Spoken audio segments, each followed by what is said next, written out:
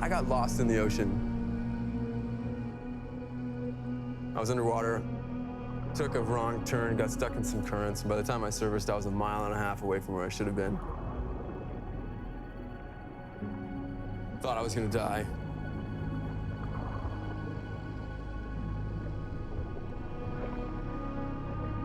The only option I have is to not give up.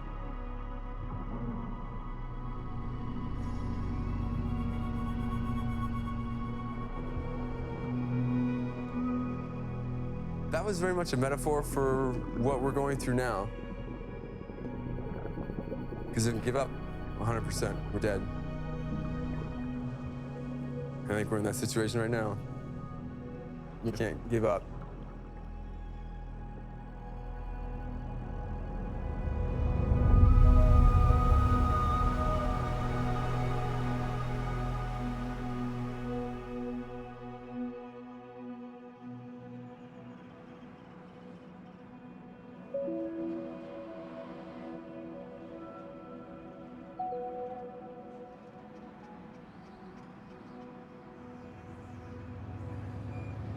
So we just snuck into Costa Rica the first time since 2002, 14 years ago, to check out what's going on with the fin industry here and what we might be able to do about it. And we had a local contact set up some interviews for us.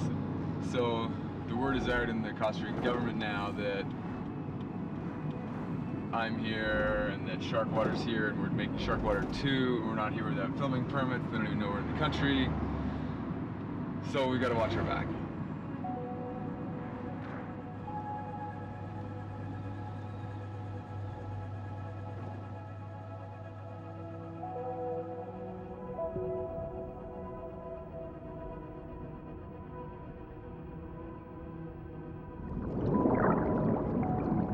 "15 years ago, I began a quest to save sharks from shark fin soup, a Chinese delicacy.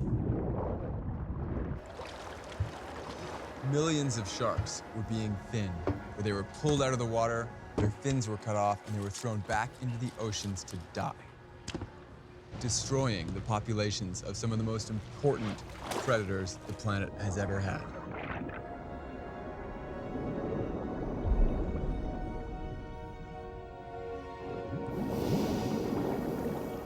And I thought that if I could change the public's view of sharks, if I could make them love these animals like I did, see that they're beautiful and amazing and magnificent and important, then maybe they'd want to fight for their protection, like they fight for pandas and elephants and bears.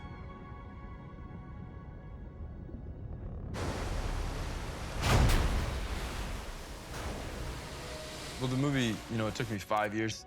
It nearly killed me 6 times. We had to run from the country while the Coast Guard was firing machine guns at us. And it, turned into this crazy story that shows you how much money there is in the exploitation of sharks.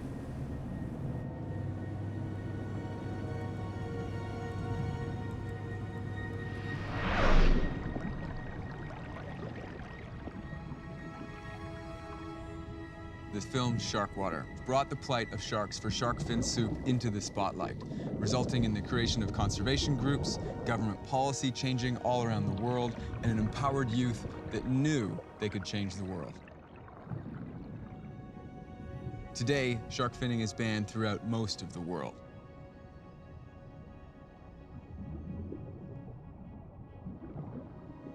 But now, sharks are in more trouble than ever before. We're killing up to 150 million sharks a year, but scientists can only account for 70 million of those.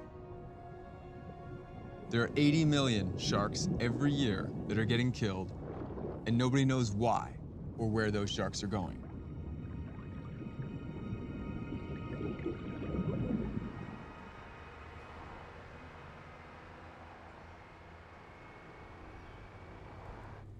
And what's changed in Costa Rica in the last 10 years? Well, it's changed dramatically from Sharkwater. We're actually turning into marine conservation leaders in these conventions. And Costa Rica was doing a great job. Unfortunately, we had a new president step in, and in the matter of a stroke of a pen, in 1 year, many of these policies were reversed. We saw Costa Rica export 900 kilos of hammerhead shark fins against the CITES Convention. They actually did 2 exportations. To do this, the government of Costa Rica just decided to ignore its commitments with CITES and the international community, and Costa Rica just decided, we're gonna export these hammerhead shark fins because they're public interest. And they did.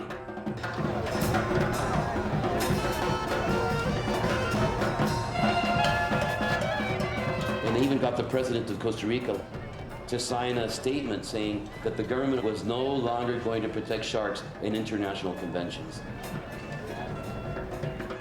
And that's when we really flipped, because work that we had done for 10 years, over 3 presidents, in a matter of months, it's all, torn to pieces. Costa Rica's not going that way anymore.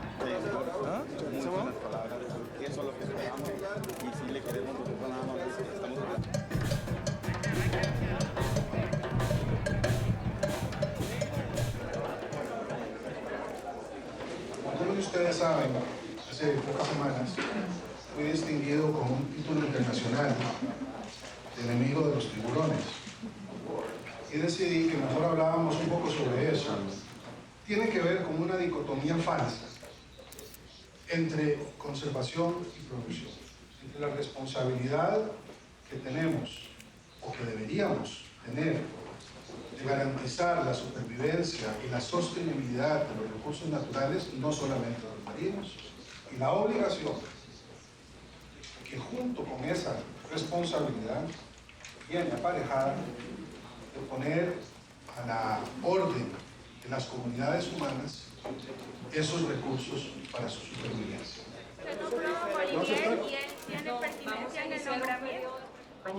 Yep. Is shark finning still happening in Costa Rica?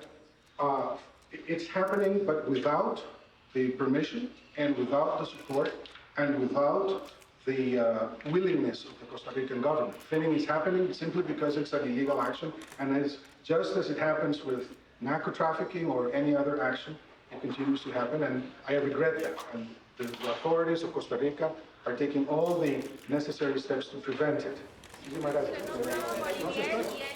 It's always the same with them. Say one thing and do another.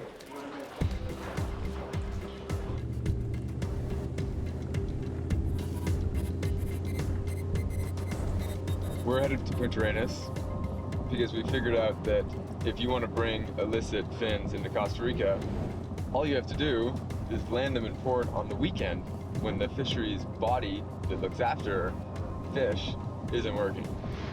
So we're gonna ruck up to Punta Arenas, pull out our cameras, and see if we can film anything illegal happening on the weekends and happening without any official body watching.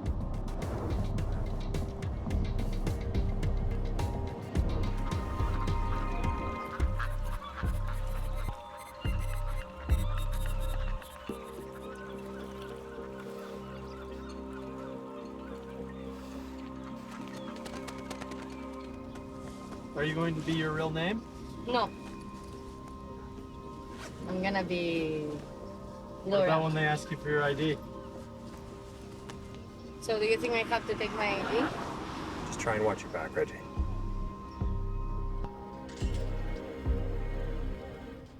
People don't realize there's so much money in the trade of animals. There's so much money in the trade of fins. It's a billion-dollar industry. There's multi-millionaires playing mafia rings like puppeteers trying to exploit the resource.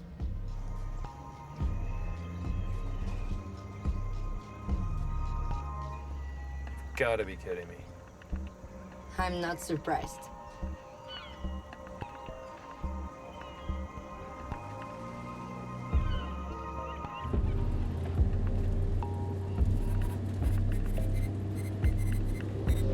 We're going to meet William Flores, who, when we were last in Punta Arenas, told us about these mafia warehouses drying shark fins. And so now that we're back in Costa Rica, we're going to go meet him and see how the situation has changed, where they're drying fins, and what we might be able to do to help save sharks in Costa Rica.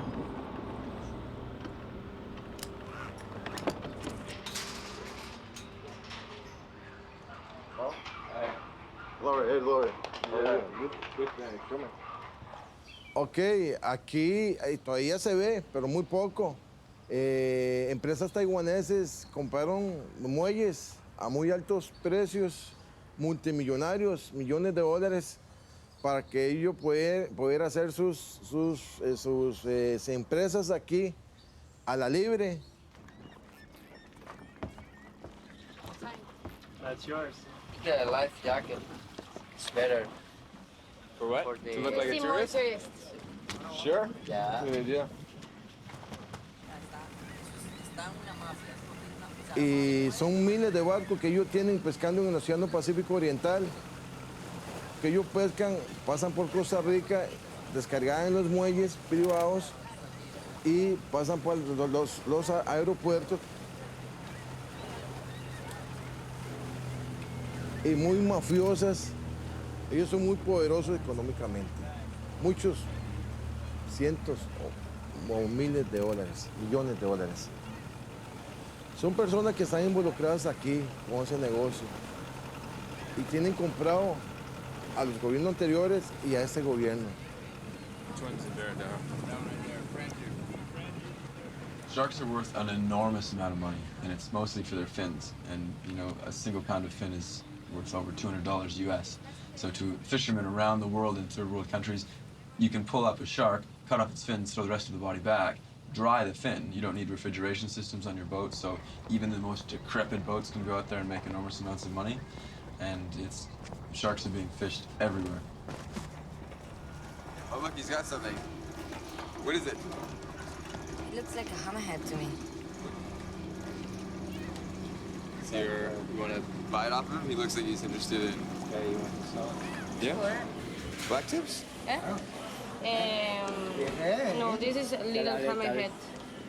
¿Es punta negra o es martillo? ¿Qué punta negra? Pero Buena. este no, ¿no? A ver. Son iguales, mi amor. Ah, sí, sí, sí. Son iguales. No. Son iguales, mi amor. Vea, esta es la que va. Son buenos. La visita, ¿verdad? They have 30 of these ones. 30. And they're little black tips, right? Yeah. Yeah. Okay. You have to be careful. Okay, that's a must. You cannot go, especially if you're gonna be shooting in Punta Arenas. You already know how dangerous it is right there.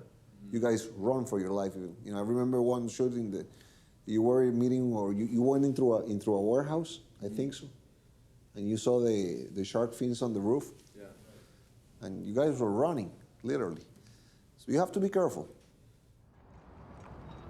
Costa Rica is a good country. Unfortunately, there's very bad players involved. Ready, Rob.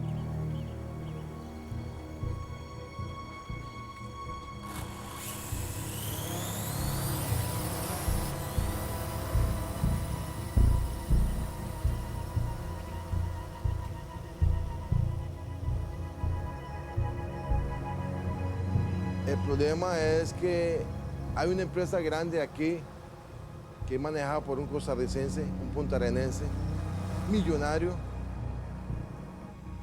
Tiene 2 embarcaciones. Trae tipo asiático los farjos de las aletas congeladas. Descarga de madrugada, viernes, amaneciendo sábado porque no hay autoridades. Y las pone a secar, las vende a Singapur o a Taiwán. Él aquí tiene 2 helicópteros, tiene apartamentos, tiene hoteles, tiene de todo, gracias a las aletas de tiburones.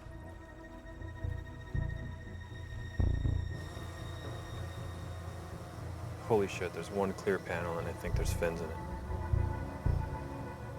When we realized how much money there was in fins in all of these operations and how much money was going to Costa Rica for the fin industry, that was a major eye-opener.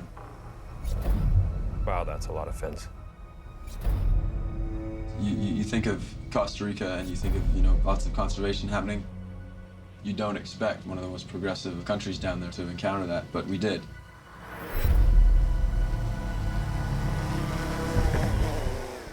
Pero el problema de esa persona, que no puedo decir nombre porque tengo que proteger la entidad mía, no la entidad de él, que es realmente muy poderoso y me puede mandar a matar, sinceramente. We need to leave this place right now. What's going on? Okay, this hotel is from the owner of Mariscos One. It's Diego, so it's one of the big mafia of Punta Arenas. That makes perfect sense. We have been sleeping here, so it's not nice. You know, we've been here thus far. Yeah, but we were flying drones off the roof yesterday. What do you mean? We're being a little more conspicuous today. Like taking off remote control helicopters off the roof and flying over the ports. So now a few people have seen us do that. I think we have to check out and go our separate ways. Way for sure.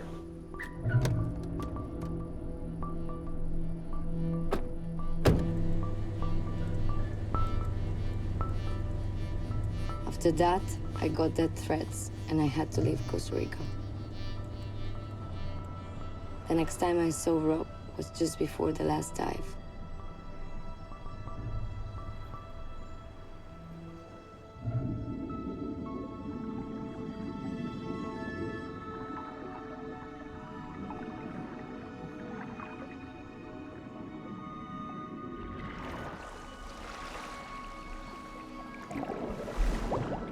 I was a fish nerd when I was a kid. I was chubby, I stuttered, and I ended up liking animals more than people.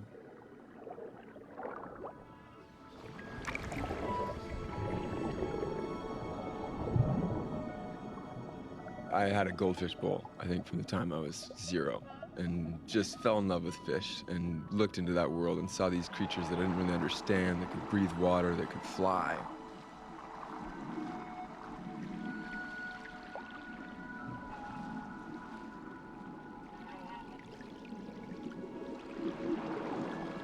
I had the opportunity to go underwater and hang out in the Caribbean as a kid. Because I was so young, I wasn't allowed to dive. And the only way I could go down there and hang out with these fish was holding my breath and swimming down. And it was the most magical world possible. You know, you're in a three-dimensional world, you can fly. And as a kid, that just enthralled me.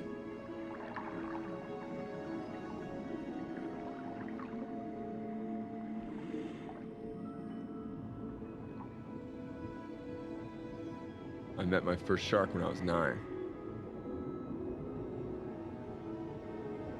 I saw the shark out of the corner of my eye, and it swam in my direction. And the second it made eye contact with me, it freaked out and swam the other direction.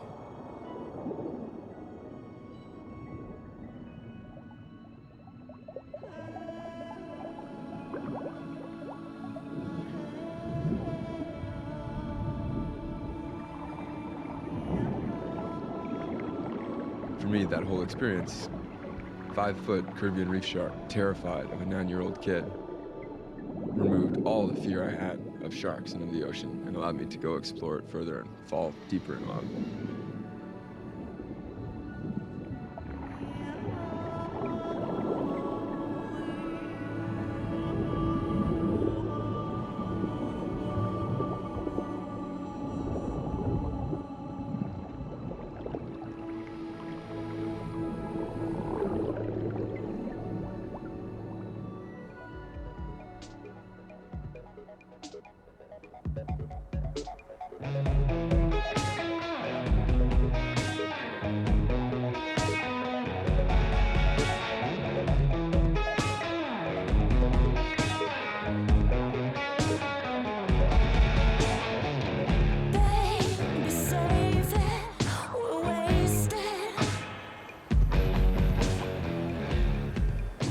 I'm here in Cat Island in the Bahamas because one of the most amazing sharks in the world, the oceanic white-tip shark, comes here only in the month of May. Now, the oceanic white-tip shark was once the most abundant large predator on the planet. They were everywhere. But because they have massive fins that are highly valued in the fin industry, Oceanic white-tip shark populations in the Atlantic and Caribbean have dropped 99%.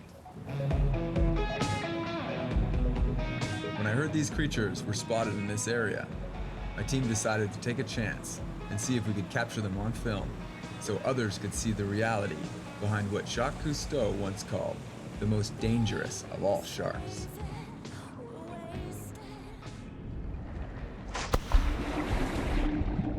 Having never filmed them before, and with a serious reputation, I'm a bit cautious as I learn to understand these sharks.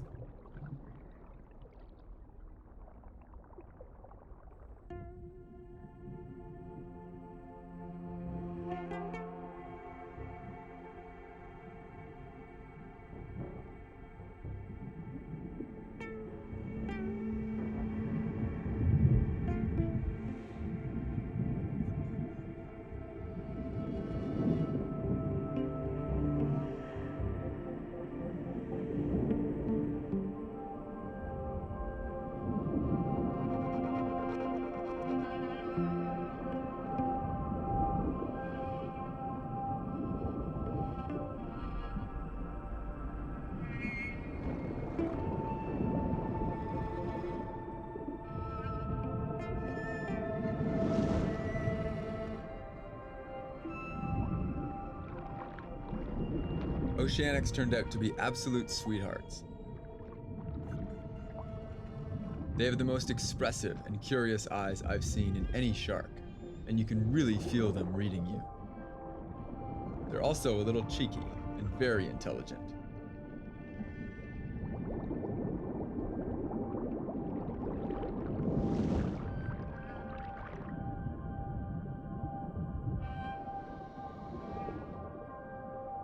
The most important thing for me when filming sharks is to try to understand what life is like for them, how they see the world, and what makes them special. Because my goal is to make people fall in love with sharks. And for that, people need to see a bit of their softer side, a bit of their intelligence, and maybe see a bit of themselves in the sharks.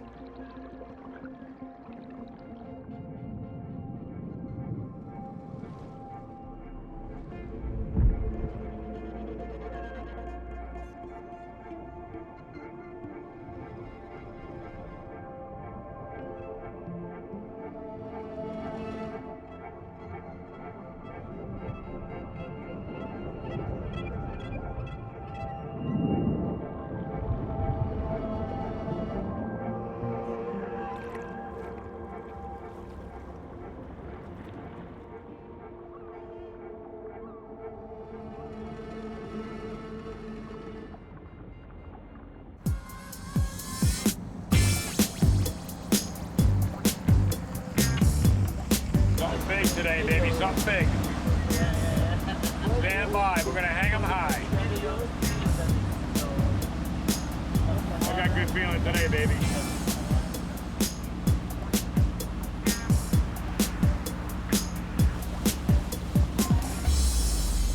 How many sharks have you killed, do you think? Oh, man. Well, they say 100,000, but I don't think that's true. I say more like 50. 50,000? Yeah. So is there one kind of shark you'd like to catch today more than any other? Right now, I'd like to catch either a mako or a tiger. Hammerheads, probably the most common sharks we catch out here. Now, great hammerheads, they say, are endangered. Do you believe it? No. Negative. No hammerheads are in danger. There's plenty of them out here. You catch them every trip. That's all Shark Week propaganda.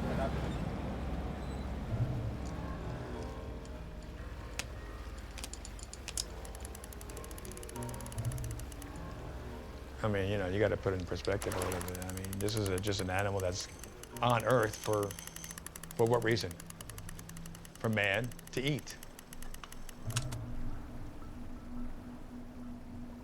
I mean, sure, there's a decline in the sharks because the commercial guys are whacking them pretty good, and there's a demand for them. So you put a trophy price on something, it's gonna die. Yeah. Simple. Show me the money.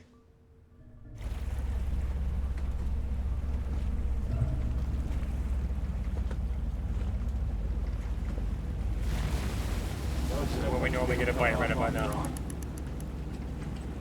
sometimes, you know, you gotta wait a long time for a bite. Like today when there's no current, the water's kind of dirty, a lot of trash in the water, and you just have to wait. Yeah. Yeah. Well, what do you think it is people like about going to fish for sharks? Well, sharks are the apex predator. You know, I feel tension in my have been, and they always will hand be. a lot all the time. What was that? Get a bite there? Watch that! Watch the nose, Ryan. Get a bite right now. We got him on. We got him on here. Finally got a bite. Take a line. Take a line. Big fish here. Big fish. All right, get set up, guys. Get set up. Oh yeah, big fish here. Woo! Cracking his head. Easy now. Easy. Everything's slow and smooth. Cheer up. Come on, cheer up. Get ready to get in here. I am ready. How long does this normally take? Sometimes they'll come right up to the boat. You get an identification on them, and it might be another hour after that. It's really average fight with this setup, with this type of rod and reel combination. Average fight on your average shark, which is a lot of different variables, obviously. It's about half hour, 45 minutes. Okay. It can go a lot quicker, go a lot longer.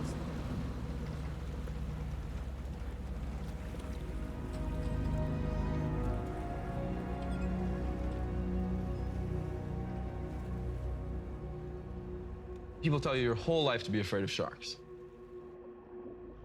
Pretty well everything we've been receiving from the media, from just about everybody, is that sharks are dangerous and they're gonna kill you and they're gonna eat you. But the reality is totally different.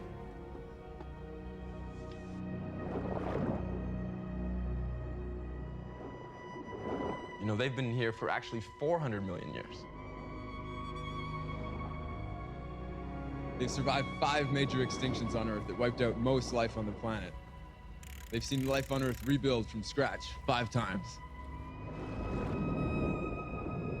450 million years of sharks' presence on Earth, we've decimated in 30 years. Shark populations dropped 90% in 30 years. 90%. How could this be happening? How could this be happening?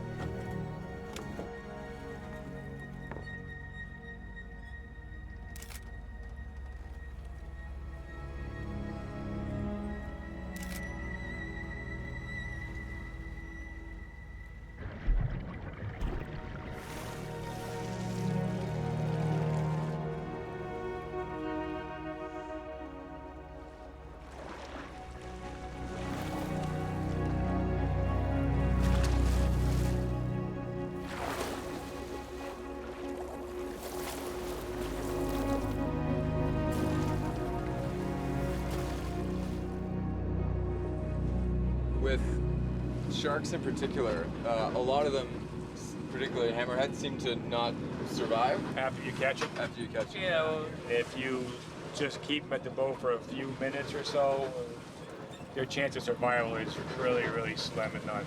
Yeah. Yeah. You almost have to cut them off at the boat and let them keep going swimming. Yeah. Yeah. You stop and take a picture and try to get the hooks out and all that stuff.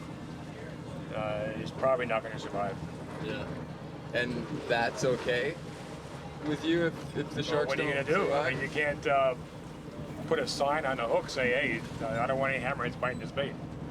I mean, how are you going to do that?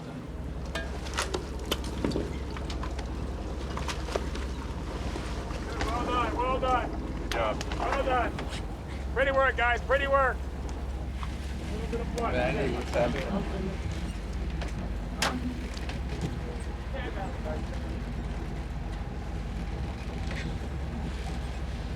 Grab the other side. Nice work, Maddie. Wrap. Nice tag and release. You swam away really good. Woo.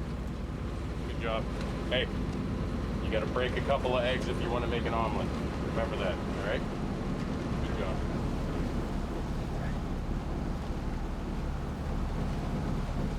That was really fucked up, bro.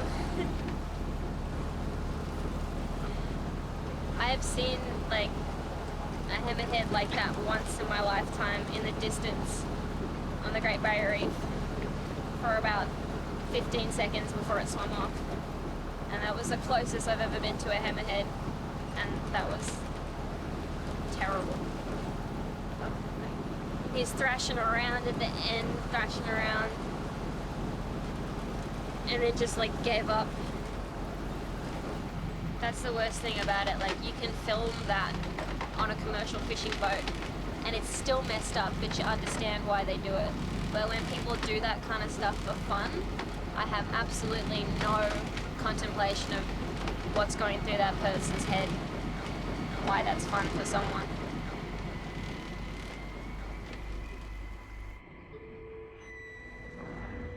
Rob said, "It was good to see me having so much care and sadness over an individual, that I could still cry over one animal after all we have seen.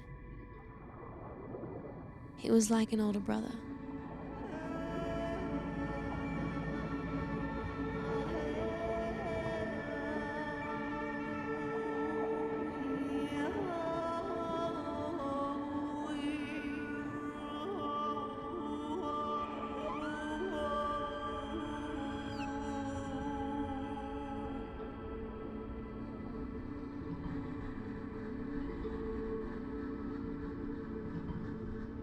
The killing of sharks is, I think, one of the biggest concerns we should have on the planet ecologically today. We depend on ecosystems for survival. We depend on other species. They're part and parcel of ourselves, of our daily lives. Removing sharks is removing part of the framework that allows life to exist on land. It's the animal that sits on top of 70% of the oxygen in the air that we breathe from phytoplankton in the oceans. If we remove one species, the consequences ripple through entire ecosystems. And right now we're removing, the most important predator the planet has. And the consequences are going to not just affect oceanic ecosystems, they're going to affect our ecosystems and ourselves.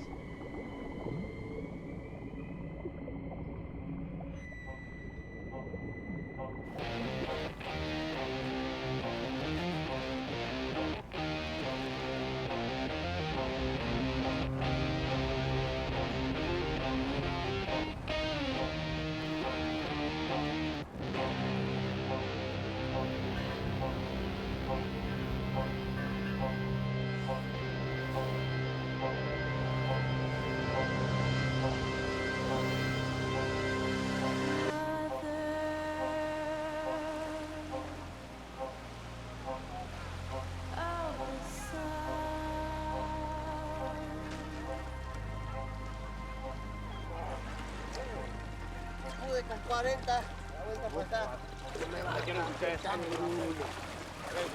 We're now killing up to 150 million sharks a year, and it's not just shark fin soup anymore. Sharks are now being killed and renamed and fed to us, so we don't know we're eating shark. This is a massive scandal, representing tens of millions of sharks every year.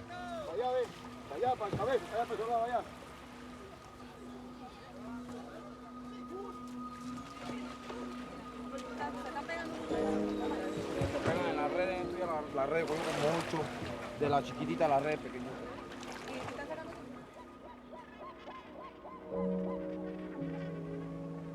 Eating sharks is a bad idea. We're eating endangered super predators. We're eating animals that can take 40 years to reach sexual maturity. They can have very few young. Most of the pollution we've ever made as a species has gone into the environment untreated. And that accumulates in living animal matter and concentrates as you go up the food chain. By the time you get to sharks, they're enormously toxic with things like lead and mercury and even neurotoxins. So it's important that we keep sharks out of our food. They're enormously toxic. And it's recommended women and children don't eat them at all. It's really important to bring this message to the public.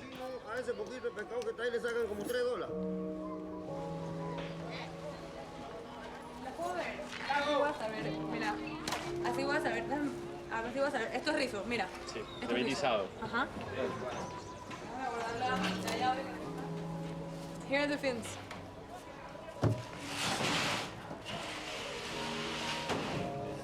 It's worth a lot of money. I mean, this is Here, like, it's $5. $5? Yeah. This is $5 Max. here. So $5 here, and in China, 200 bucks? Yeah. A pound of the little ones, it's 50 cents. 50 cents? Here in Panama. Yeah. Sí, porque cuando se secan. They then use big one for ceviche. They use it.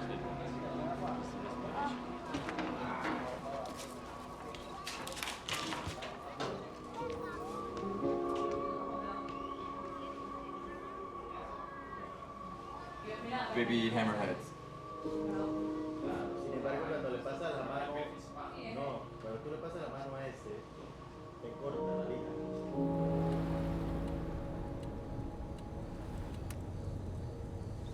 As we have learned, there has been 2 confiscations, right? Shark fin confiscations. Why do they keep the fins here?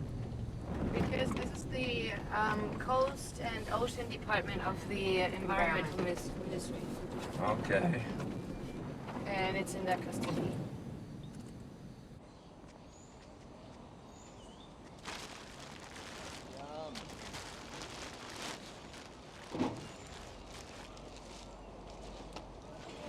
We're here in a parking lot in Panama City with hundreds of thousands of dollars of shark fins confiscated from people that were trying to check these into airlines and fly them to Asia.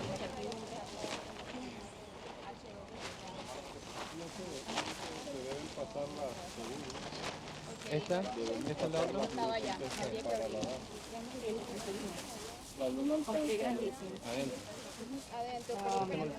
This is a seizure of 800 pounds of shark fins in Panama, representing $300,000 in shark fins, many of which are illegal and on the endangered species list, including the scalloped hammerhead shark, our favorite species.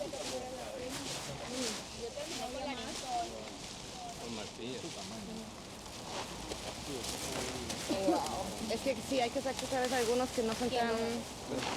Y de hecho hay algunas que puede que nos hayamos equivocado y que no sean todas rosales. Son enormes. Todacitos. These are all scalloped hammerheads? Yep. In essence, they should. Yeah. They are huge hammerheads. Punto el número 5. Estamos sacando el 213. And there's 40,000 fins here? 38,868. Oh my god. 38. Porque las contamos individuales, o sea, contando incluyendo dorsals, pectorals, We've seen caudals. many different shark species of many different sizes. Among these, probably the largest hammerhead fins that at least I have seen. To the newborns, to larger ones. Yeah, the thing that will get a little bit depressed when you see these little small shark fins from hammerhead that coming from neonat or +1 or +2, which pretty much are the sharks that are actually hanging around in the nursery areas. And it's kind of disappointing to see the large amount of baby hammerhead that they're using for the shark fin trade, because we're kind of like destroying the whole population, just the small ones. Kind of sad. That's just tip of the iceberg. Yeah. Panama is one of the important places where the big mamas coming to give birth. It's an important nursery area, so it's part of the heritage that Panama has, so it's important to protect them.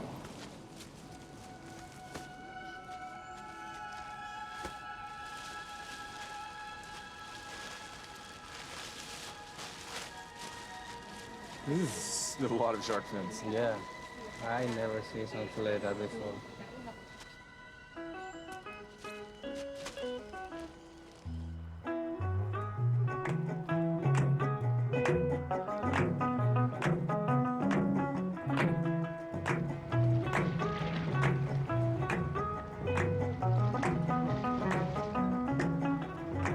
When we started making Sharkwater, there were 4 countries that had banned shark finning.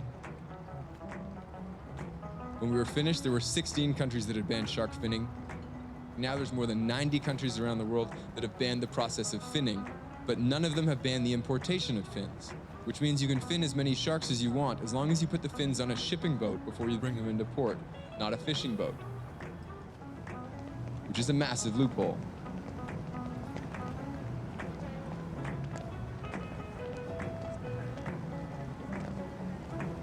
So those are reefer containers that Rob's identified as being full of frozen shark.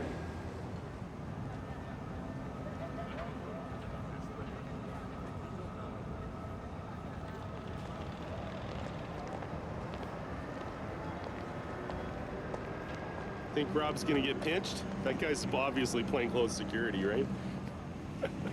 Yeah. All the brass he is. Yeah, he is. He's not afraid of anything.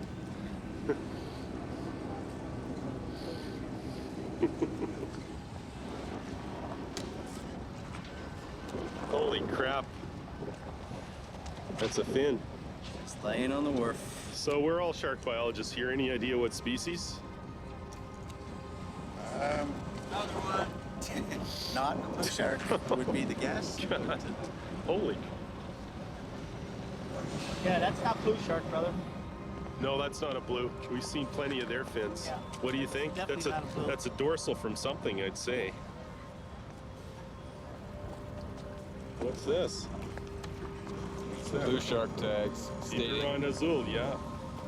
stating that the blue sharks that were landed here were caught in Spain. Oh, really?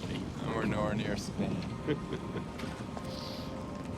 So apparently they're not really trying to hide us.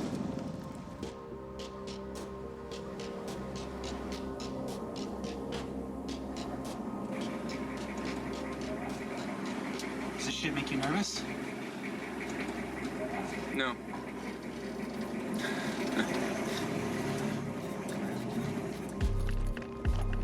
What's happening? There's two Japanese long-leg boats that have showed up in port in Cape Verde. One of them appears to be transshipping onto a freezer container ship. We gotta get up there and see. Where's the Japanese boat? Right there. And you can see the transshipping boat.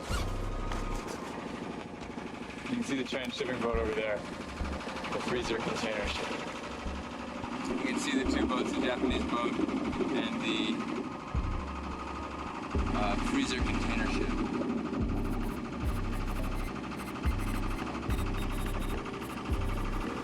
They're right now with each other, and the freezer container ship has got a crane over top of the Japanese boat right now.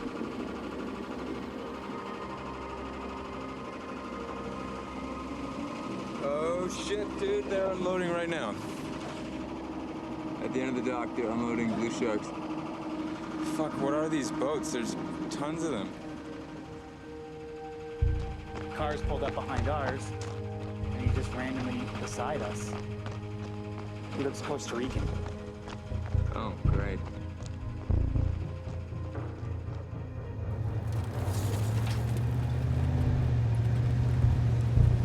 We're going into the government docks to see if we can get in and get some footage of this boat unloading blue sharks on the shipping containers. Secret weapon, a tiny camera that makes me look like a civilian and not professional. So we can sneak in and get shots where we otherwise wouldn't be able to.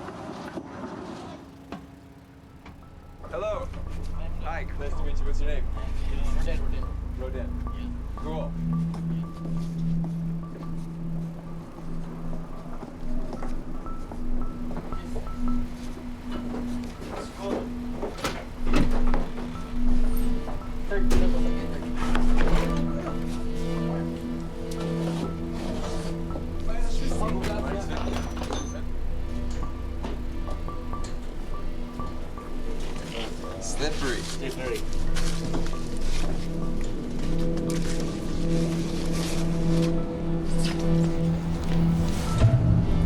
Wow. So much money. Is this full, or it will be all the way full? All the way full. All the way. Wow.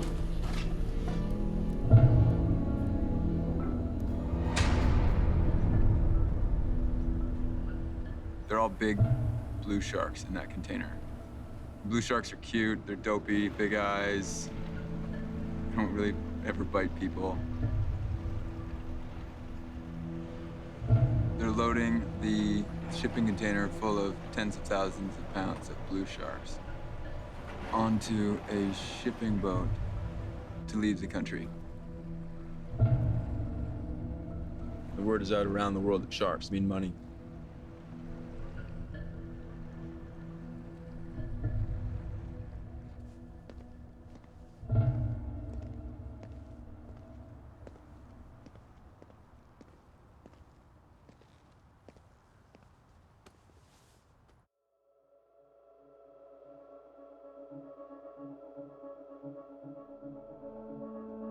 You know, we spent 4 years, 15 countries trying to figure out what the biggest environmental issues were out there, only to discover that one of the biggest destructors of our life support system is in our own backyard. We're in a little airplane looking for drift gill nets. Hugely destructive, venomous fishing. They catch any fish that swims in drift, including dolphins, whales, sea turtles, and tons of sharks. We're going to see if we can locate these fishermen who see things so that we can go out tonight in a fast boat and get in the water to film what's caught on these nets before it gets brought into the boat.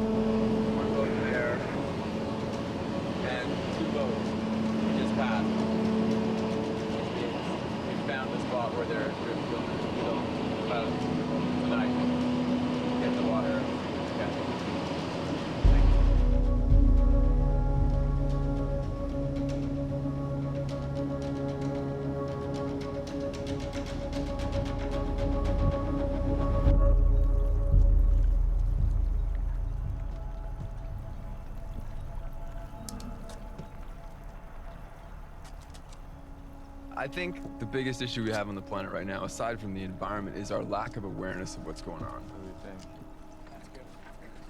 We don't know about our individual actions, about our consumption, about our governments and corporations destroying our life support system. If we did, our morals would engage and we'd be guided to a world that works. We'd hold our friends and our family and our governments accountable for this stuff, but we just don't know what's going on.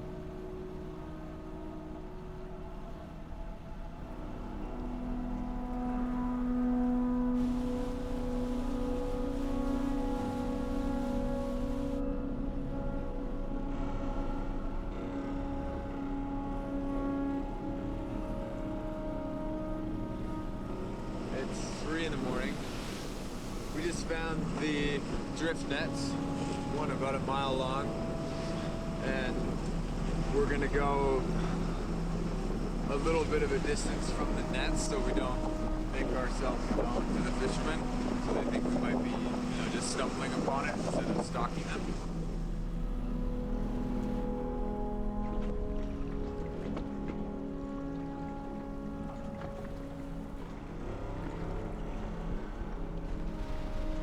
My parents worry all the time, yeah. What I've always told them, I just have this belief that I'm gonna be okay, and I'm sure I'm gonna be okay.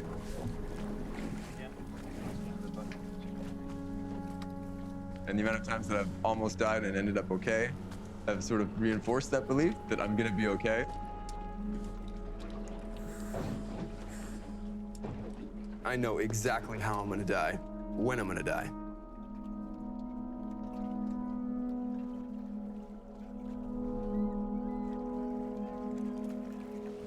It's sunrise, and we're about to jump in the water in Santa Monica Bay on the other side of Catalina Island to go see what is caught in drift nets, nets that are a mile long that just hang as a curtain at night and catch anything that swims into it. It's a hugely destructive method of fishing that kills dolphins, whales, turtles, sharks, and all sorts of things under the guise of catching swordfish. So knowing how we've already so decimated the oceans, this method of fishing should not be happening. And it definitely shouldn't be happening in Los Angeles. The only reason it's happening is because people don't see it. They don't know what's happening here. And we're gonna change that.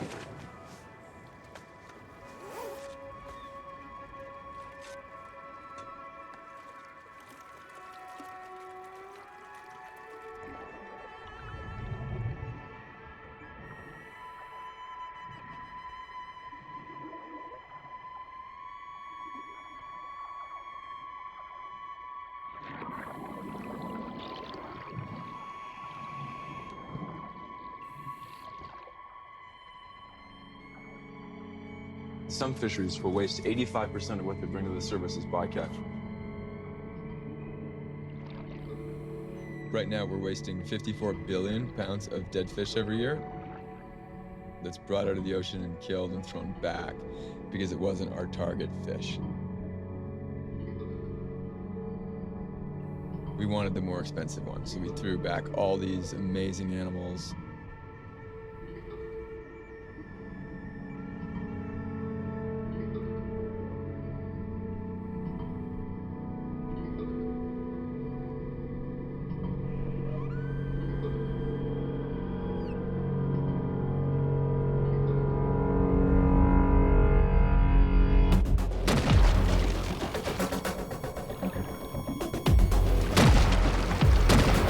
Let's go. Are they shooting? Yeah. Yes. Let's go. Let's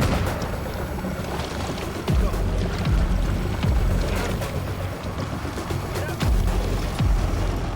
Go, go, go, go, go.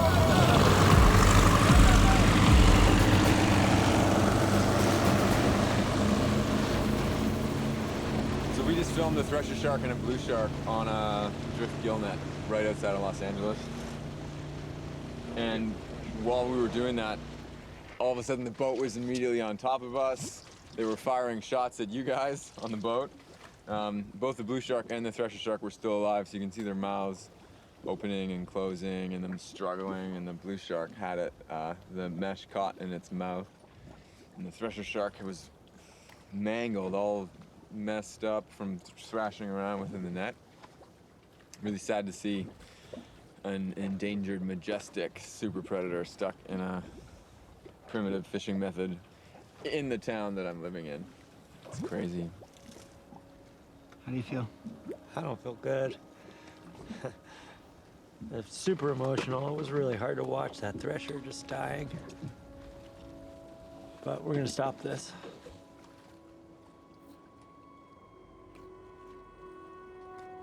That was the last time Rob and I went diving together in our own backyard.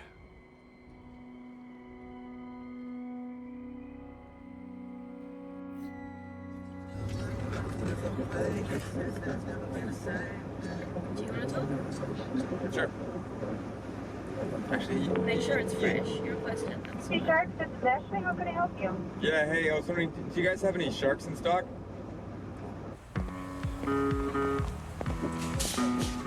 Hey, we're just walking into a grocery store that has a bunch of sharks. So if they could recommend going to this one over this one? Do you have any shark for sale? Could you tell me what kind of shark you have? Black-eyed shark. Huh. I am just curious as to what you might have in stock for shark. I got some shark. I got some black tip. Yeah, hey, I was wondering what kind of sharks you guys have in stock. Awesome, and it's fresh caught daily this time of year, right? All right, thanks a lot. All right, we'll be by in a bit. Bye. I'm wondering if anybody back there knows what the species of shark is. I think that's a shark. I don't know what kind of shark is that. Shark is shark.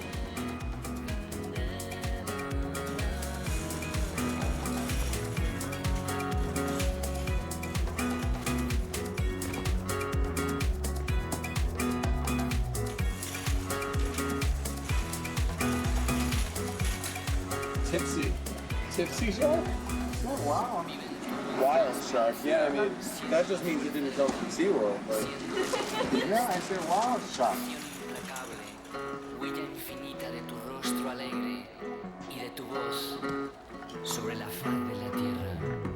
Ayenen kono jene kama kamikna. Akanaya okona kanaya. Ne janen komanaya, jinane kuma janenka. Okuna janen komaka. Hi, can I have one of your vegan meals, please? Thank you, thank you. Bye. Do you know what swai is? What the heck is swai? Iridescent shark. What do you have that's got fish in it?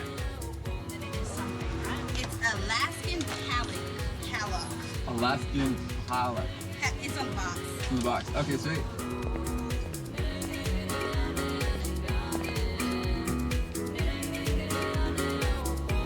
Are you gonna do some shark barbecuing? Yeah. Are you? Sure, yeah. Cool. Yeah. I heard it's good for fish and chips.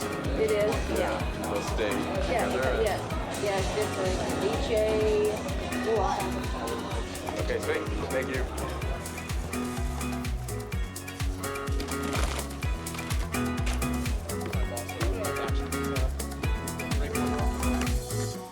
Okay, we are in Florida. And we just bought a bunch of pet food and fast food and fish products, and we're gonna test them to see if there's shark in them.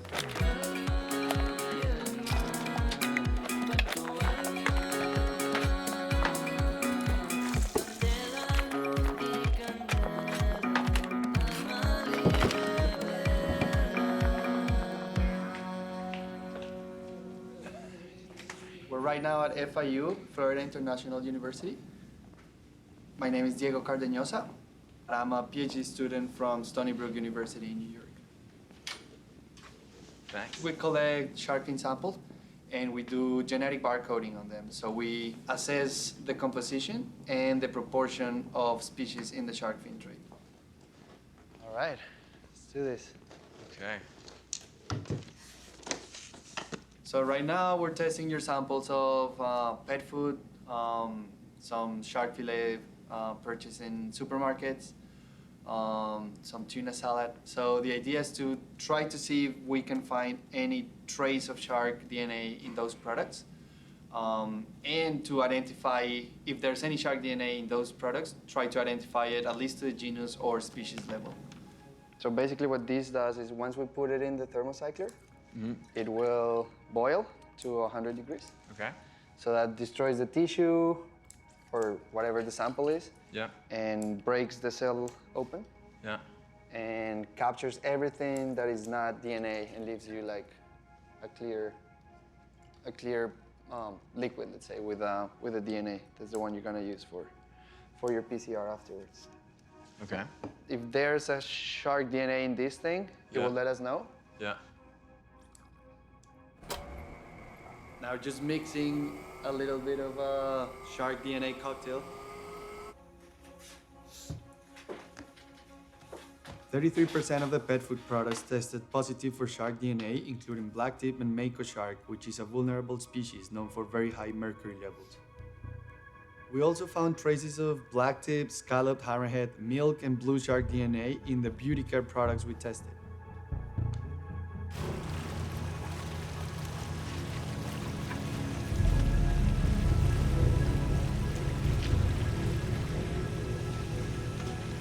Fishing studies showed that shark populations have dropped an estimated 90% in the last 30 years. 100 million sharks get killed every year and nobody notices. It is astronomical.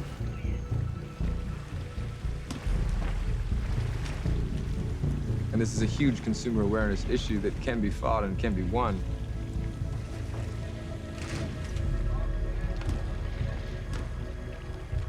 We're not just killing sharks for shark fin soup. We're killing sharks for a myriad of crazy reasons.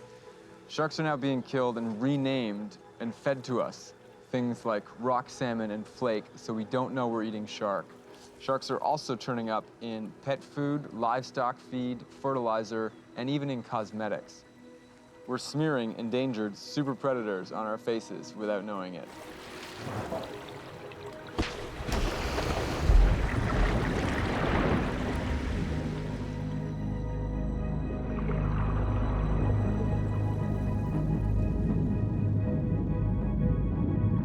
So it's important for all of us, if we want to ensure a healthy environment into the future, to make sure that the things we buy, the foods we buy, the cosmetics, are shark-free. Insist on a world that's shark-free, and insist that your cosmetics, your fertilizers, your pet food, your livestock feed doesn't contain shark or shark products.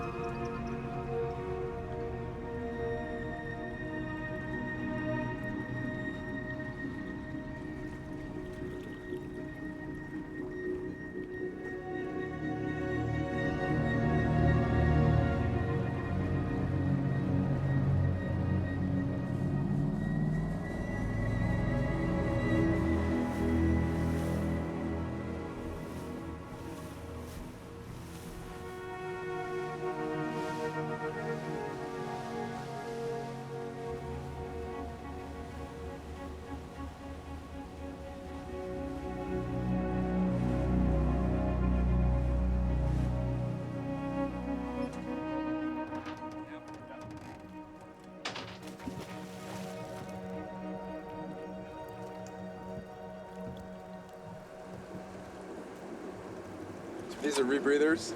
They recirculate the air that you breathe and inject the quantity of gases that you want, depending on the depth that you're going to. And they let you get a lot closer to fish and sharks because you don't make bubbles, which are very scary for animals like that. And you can stay down a lot longer. You can stay down for 6 hours, almost as long as you want or need to. So we're going to use this new technology to go deeper than we've ever been before to film a creature that people have rarely seen in the wild, the sawfish, one of the most endangered sharks in the world. So I'm going to say a little splash.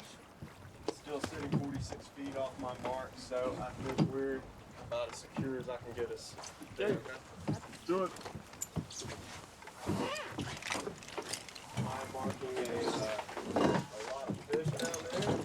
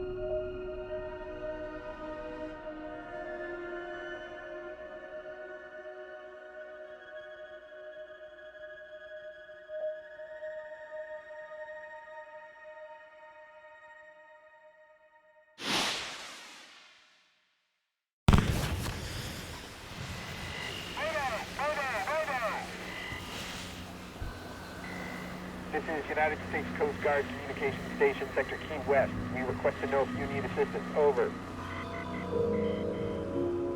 Watch standards at Sector Key West Command Center received a report of a missing diver. The diver is identified as 37-year-old Robert Stewart from Toronto, Canada.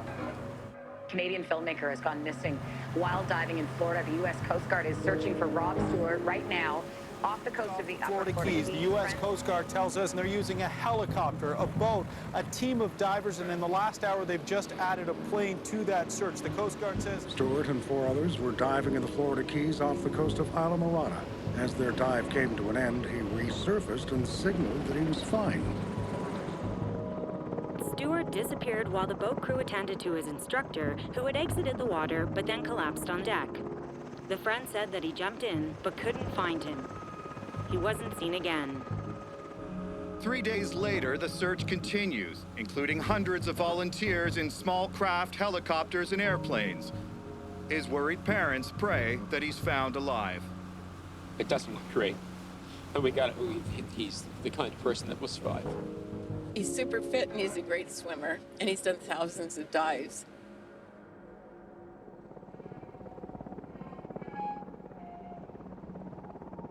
The body of missing Toronto filmmaker Rob Stewart has been found in the waters off the Florida Keys. Tributes have been paid to the Canadian filmmaker and campaigner Rob Stewart, who's died while diving off Florida. Rob Stewart won many awards for his documentarista canadese si sono perse le tracce la notte del Stewart hilang saat menyelam di Florida. Dernière minute, le corps du documentariste torontois Rob Stewart aurait été retrouvé en Floride. Deep sadness in Toronto today at the funeral of Rob Stewart, an acclaimed filmmaker and ocean conservationist who died at sea. Stewart's known worldwide for... The family has received messages of support from across the world. Family and friends say Stewart's job is not done yet. We should be so thankful that in this little galaxy of stars that our life is and our friends are, that we had a son like Rob at the center of it. But I think his real legacy will be all of these other people that he inspired who will carry his work forward.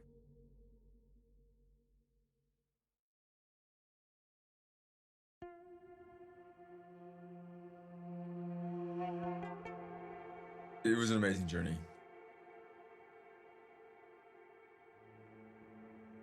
It was very much a learning process for me all the way along. Because in the beginning, it was sort of like, what? We're all going to die? All the way through, trying to figure out, how we're going to save ourselves. Seeing all the destruction that humans had wrought on ecosystems and species and the lack of care that was coming, I sort of developed a distrust and a dislike of humanity at times.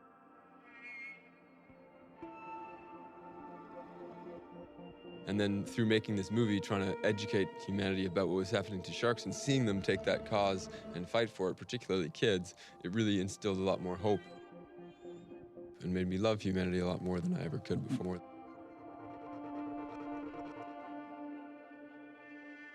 We still have a bright future if we want it, but we've got to do something now.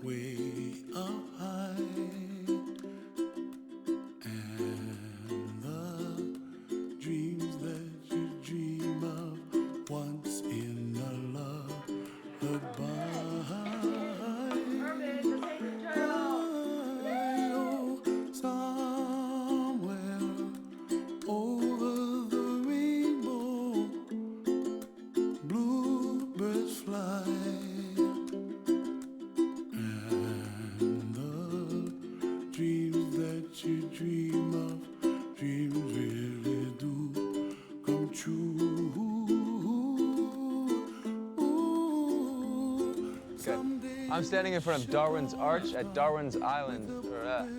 This is Darwin's Arch, right? And Darwin Island.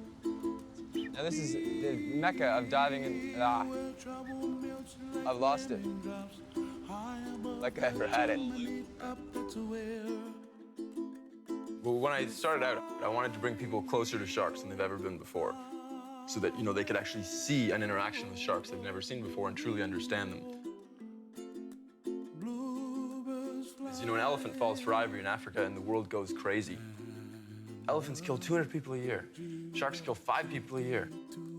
We kill 100 million of them and nobody notices. The reality behind sharks is that they're not predators of people. If sharks, you know, ate people, the oceans would be a really dangerous place and people would be getting eaten every day. But they're not. I think what's unfair and irresponsible is wiping out 90% of the most important, longest-lasting predator the planet has for the sake of soup. Thank you, everyone, for being part of the largest rally for climate change in history. This cannot end today. This energy is amazing, and you've got to bring it forth into everything that you do. There's nothing more important than conservation, because conservation is the preservation of human life on Earth. People don't understand how ecosystems work because they're never taught it. I mean, if you look at the education system, why are we taught Shakespeare and algebra before we're taught conservation? Before we're taught how to survive on a planet, especially if we know by mid-century that our survival is very much in jeopardy. This stuff's important. You know, we depend on the oceans to survive. We depend on life. It's life that gives us our food, our water, and our air. So this is it. This is it. This is the generation. This is the task of your time. Are we going to save the ecosystems we depend on for survival, or are we going to live in lack and starvation and crisis and fight each other over what's left? I believe entirely that we are all morally bound together, and that if we are made aware of these issues, we'll make different decisions. Be conscious of what you eat, where you put your dollars, and how you live your life. Nothing is more important than this. There's never been an issue this big, and there's never been an issue that needs your involvement more than this. So everybody, thank you.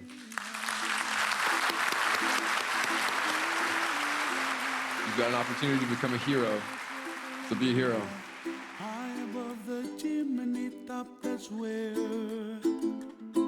you find me, oh, somewhere over the rainbow, way up high, and the dreams that you dare to, why, oh, why can't I?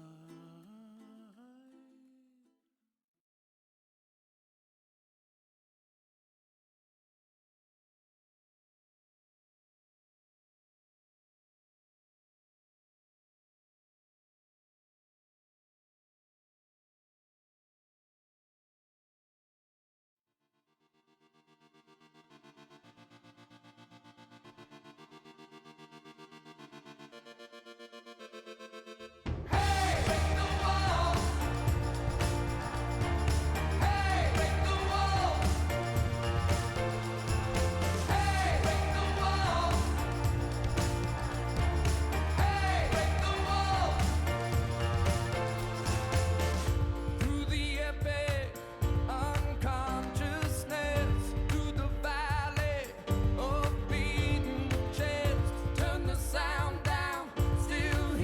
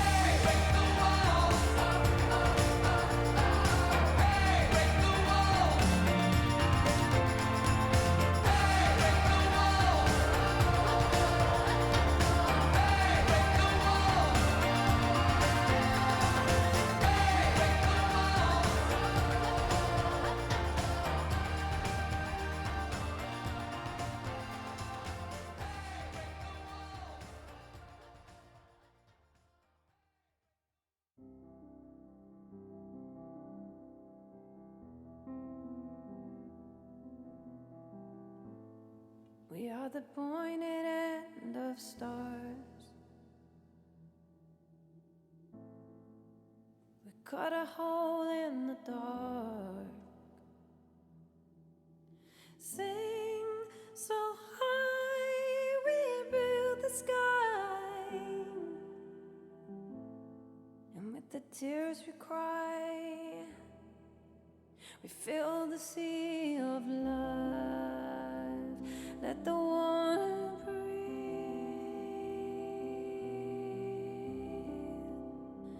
Down, down beneath. And let no one be afraid. Here where love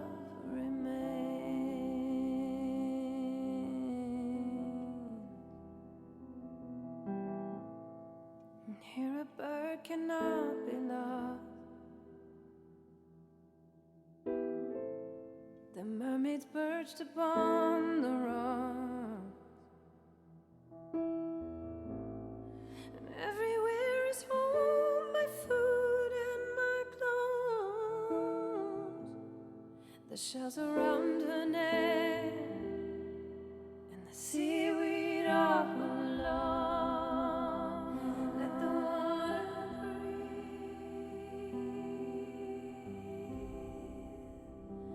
Down, down beneath.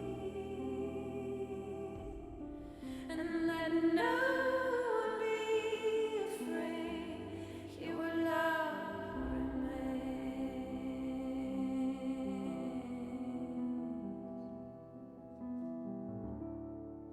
And tell them that I'm still alive. And that birds, they never really die.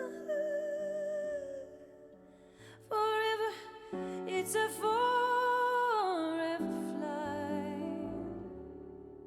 And the story can be said with a smile. See his reflections everywhere. In the water, the fire, the earth, the sky. Hear his voice in the wind, a heart so